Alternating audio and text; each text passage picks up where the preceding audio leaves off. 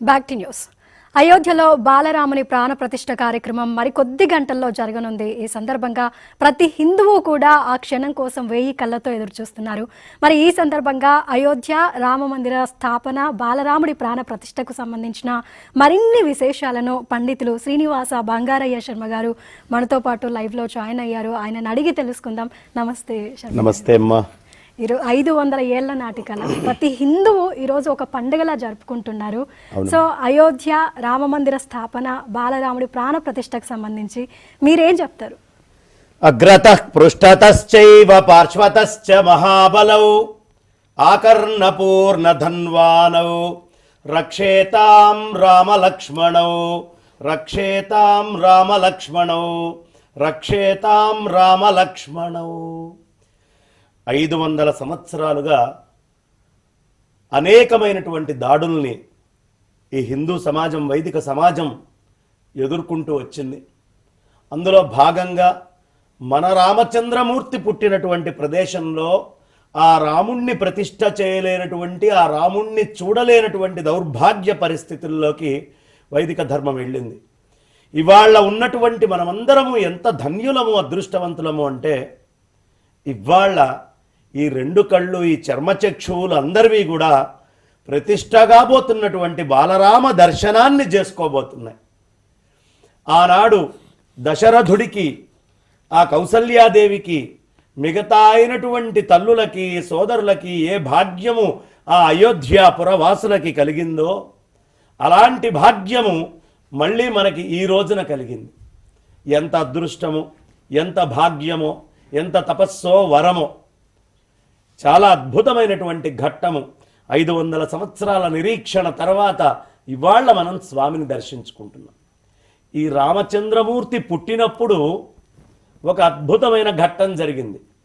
ఆ రోజు రాత్రి అందరూ నవ్వుతూ ఆనందంగా ఉంటే ఒక్క ఆయన ఏడుస్తున్నాడట. ఏమిటయ్యా, ఎవడు ఏడుస్తోంది అని రాముడు చూశాడట. చంద్రుడు ఏడుస్తున్నాడట.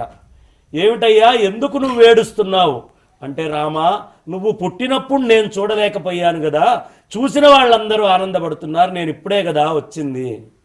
అయ్యో అయ్యో, అదే నీ బాధ, సరే వచ్చే అవతారంలో నువ్వు చూస్తుండగానే పుడతాను అన్నాడు. మళ్ళీ ఏడవడం మొదలుపెట్టాడట చంద్రుడు. ఏమిటయ్యా మళ్ళీ ఏడుస్తున్నావు, మరి అప్పటిదాకా ఈ బాధను ఎట్లా దిగమింగుకోవాలో అర్థం కాక అన్నాడు. అయితే నా పేరులో వెనకాల నేను చంద్రుణ్ణి తగిలించుకుంటానయ్యా, నన్ను రామచంద్రుడు అని అందరూ పిలుస్తారు అన్నారు. అలాంటి ఆ రామచంద్రుడు అనేక మంది చంద్రుడిలాగా చూడలేనటువంటి వాళ్ళు 500 సంవత్సరాల నుంచి ఉంటే, చూసినటువంటి అయోధ్యాపురవాసులుగా, సూర్యనారాయణమూర్తిగా మనందరి చర్మచక్షువులు ఈ సమకాలీనంలో ఉన్న అందరికీ కూడా అదృష్టము, భాగ్యము, వరము అని చెప్పుకుంటూ బాలరామ ప్రతిష్ఠ కోసం మొత్తం అందరూ ఉవ్విళ్ళ ఊడుతూ, ఎక్కడ చూసినా ప్రతి ఇంట్లో దీపారాధనలు, ప్రతి ఇంటి నిండా అక్షతలు, ప్రతి చోట ఆనందోత్సాహాలు, ఎక్కడ చూసినా యతుల మనస్సులన్నీ పరవశించి ఆనందాన్ని పొందటాలు. మొత్తము ప్రతి చెట్టు చెట్టు, పుట్ట పుట్ట, గుట్ట గుట్ట, మిట్ట మిట్ట అన్నీ కూడా ఈ రాముడు ఎప్పుడొస్తాడా అని ఎదురు చూస్తున్నటువంటి భవ్యమైనటువంటి సమయం. మనం అందరము ఇవాళ ఎక్కడెక్కడ ప్రాంతాల వాళ్ళు అక్కడ ఉందాం, కానీ మన మనస్సంతా అయోధ్య మీదే ఉంది. ఇవాళ అయోధ్య సూర్యనారాయణమూర్తిగా మనమందరము కూడా పొద్దుతిరుగుడు పువ్వుల్లాగా, సన్ఫ్లవర్ లాగా, ఈ పొద్దుతిరుగుడు పువ్వు సూర్యుడు ఎటుంటే అటు తిరిగినట్టుగా ఇవాళ మన మనస్సులన్నీ ఆ అయోధ్యలో జరిగేటటువంటి రామచంద్రమూర్తి యొక్క విగ్రహ ప్రతిష్ఠ వైపు ప్రయాణం చేస్తున్నాయి. ఇంతకంటే భాగ్యం ఏమిటి, ఇంతకంటే అదృష్టం ఏమిటి, ధన్యులం ఇవాళ మనం అందరము. అవును శర్మ గారు, అయితే మీరు చెప్పినట్టుగా ఎప్పుడెప్పుడా అని వేసిన తరుణం వచ్చేసింది. మరి ఈ రోజునే ముహూర్తం పెట్టడానికి కారణాలేంటి? ఈ 84 సెకండ్ల పాటు జరగబోయే ఆ క్రతువుకు సంబంధించిన విశిష్టతను చెప్తారా? ఆ 84 సెకండ్లలో రామచంద్రమూర్తి యొక్క ఆవాహన విగ్రహంలోకి జరుగుతుంది. నిన్నటిదాకా కొండ దగ్గర ఉంటే రాయి, శిల్పి చెక్కితే అది ఒక శిల్పము.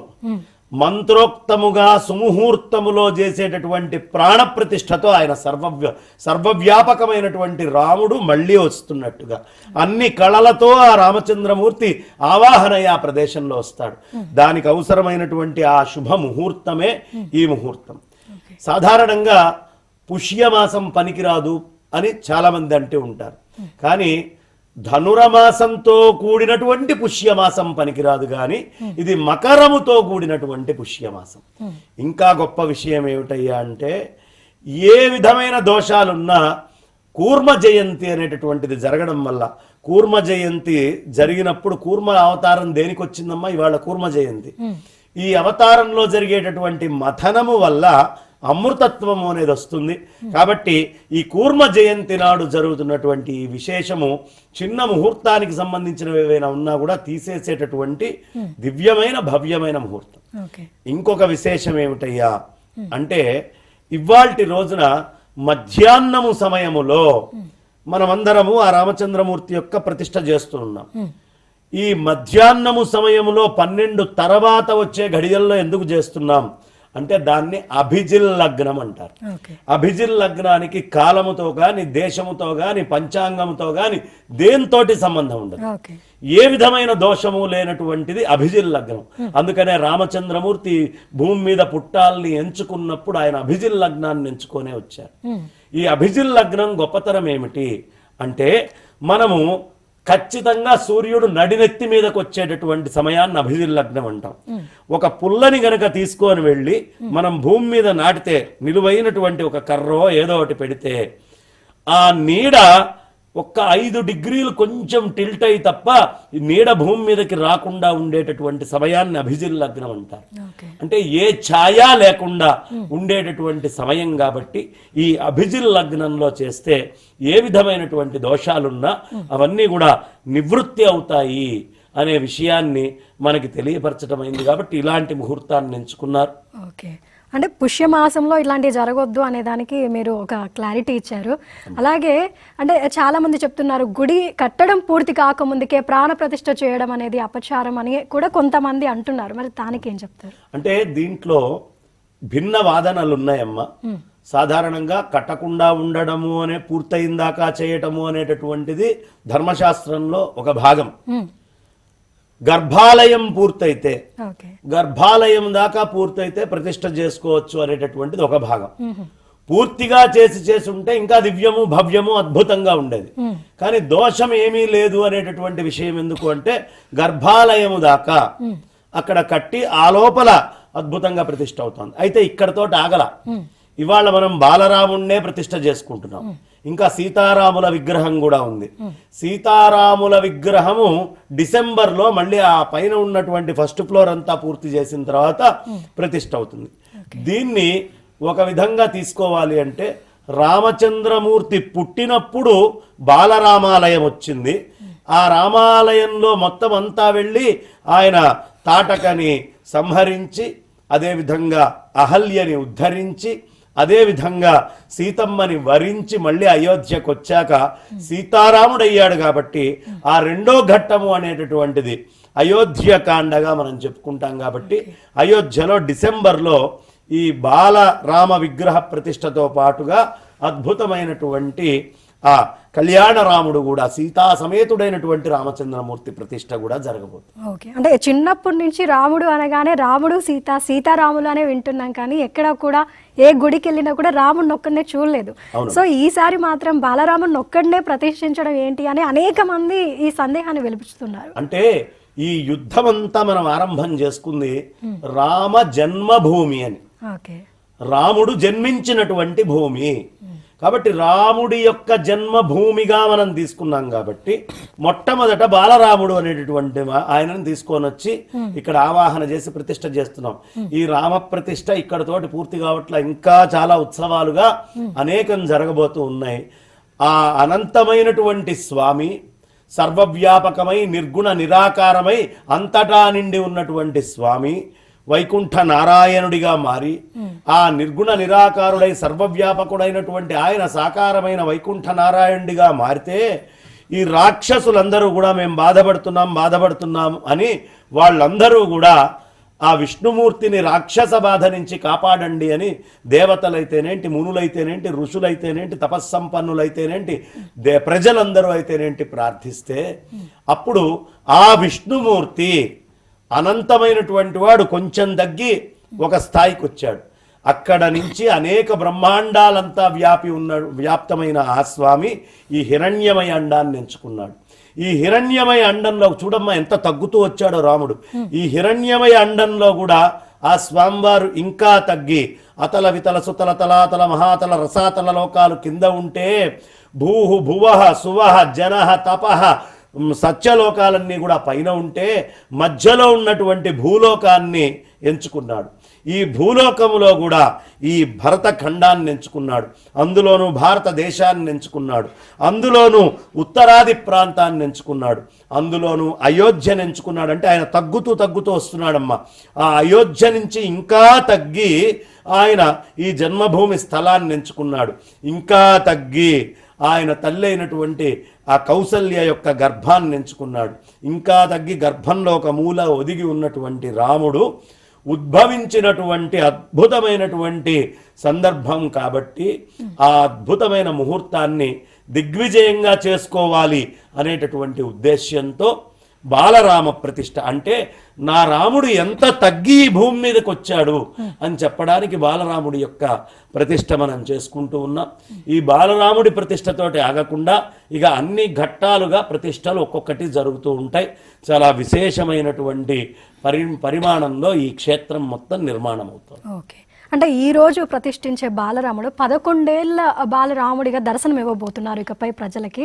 సో ఆ 11 ఏళ్ల రాముని ప్రతిష్ఠించడానికి గల సపరేట్ కారణాలు ఏమైనా ఉన్నాయా? అంటే 11 ఏళ్ల దాకా రామచంద్రమూర్తి అయోధ్యలో అక్కడ ఉంటూ తల్లిదండ్రులతో ఉంటూ అంతా అయ్యి విద్యాభ్యాసం కోసం అక్కడే ఉంటూ వశిష్ఠుల వారి దగ్గరికి వెళ్ళి విద్యాభ్యాసం చేసి మళ్ళీ అంటే మౌంట్ ఆబూ ప్రాంతము, మౌంట్ ఆబూ దగ్గర వశిష్ఠుల వారి ఆశ్రమం ఉంటుంది, అటు ప్రాంతానికి కూడా వెళ్ళి రాజస్థాన్లో అటు మూలకి అక్కడ కూడా విద్యలన్నీ నేర్చుకొని స్వామి వచ్చి ఆయన యొక్క బాల్య ఘట్టాలన్నిటినీ కూడా ప్రధానంగా చేశారు.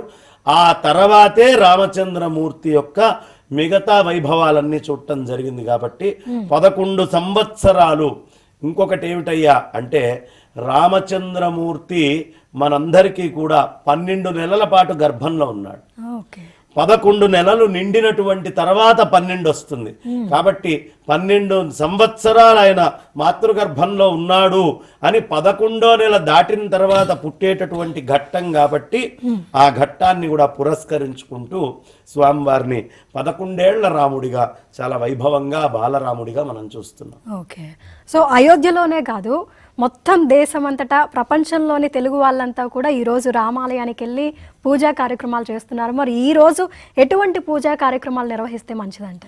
ఇవాళ పొద్దున్నే నేను కూడా మా తత్వం చారిటబుల్ ట్రస్ట్ తరఫున అష్టలక్ష్మి దేవాలయం తరఫున మా రమేష్ గుప్తా గారు మేము కలిసి శోభాయాత్రగా చక్కగా రథం మీద కూర్చోబెట్టి స్వామిని షోడశోపచార పూజలన్నీ కూడా చేసి షోడశోపచార పూజలు అయ్యాక హారతిచ్చి అనేకమైనటువంటి వేద పఠనాలతో హనుమాన్ చాలీసా పారాయణలతో రామనామ జపంతో ఇవాళ శృంగేరి జగద్గురువులు అనంత శ్రీ విభూషితులు శ్రీ శ్రీ శ్రీ భారతీ తీర్థ మహాస్వామి చరణులు శ్రీ శ్రీ శ్రీ విధుశేఖర భారతి మహాస్వామి చరణులు ఒక ఆజ్ఞ ఇచ్చారు. శ్రీరామ జయ రామ జయ జయ రామ అనేటటువంటి మంత్రాన్ని అందరూ పఠించండి. ఈ మంత్రం అందరూ చెప్పుకోండి, తేలికైనటువంటిది. శ్రీరామ జయ రామ జయ జయ రామ ఈ మంత్రాన్ని చెప్పుకోవడం. అదేవిధంగా శ్రీరామ భుజంగ ప్రయాత స్తోత్రం ఆదిశంకర భగవత్పాదాచార్యుల వారిచే విరచితమైనటువంటి రామభుజంగ స్తోత్రాన్ని కూడా ప్రయాత స్తోత్రాన్ని కూడా పఠించండి అని ఆజ్ఞగా చెప్పారు. కాబట్టి విశేషమైనటువంటి పరమము రామనామముతో రామ విగ్రహాల యొక్క హారతితో వచ్చినటువంటి అక్షతలతో చక్కగా ఇంట్లో దీపారాధన చేసుకొని సాయంత్రం కూడా దీపారాధన చేసుకొని పండగ వాతావరణంతో అనేకమైనటువంటి టపాసుల్ని వెలిగించుకొని దిగ్విజయంగా పండగ వాతావరణంతో ఈ కార్యక్రమం చేసుకోవాలి అనేటటువంటి ఉద్దేశ్యాన్ని జగద్గురువులు పెద్దలు అందరూ కూడా తెలియపరిచారు. కాబట్టి ఆ విధంగా షోడశోపచార పూజలు చేసుకొని మధ్యాహ్నం 12ంటికి అందరము ఇవాళ పరవన్నమో ఏదో ఒక తీపి ఇంట్లో వండుకొని చక్కగా స్వామికి నివేదన చేసి ప్రతిష్టగానే మనమందరము దాన్ని ప్రసాదంగా తీసుకుందాం. Right, thank you Srinivasa Bangarayya Sharma గారు. అసలు రాముడి విశిష్టత గురించి ఈరోజు బాలరాముడి ప్రాణ ప్రతిష్టకు సంబంధించి చాలా విషయాలను మాకు చాలా క్లియర్గా చెప్పినందుకు మీకు ధన్యవాదాలు. ధన్యవాదాలమ్మా.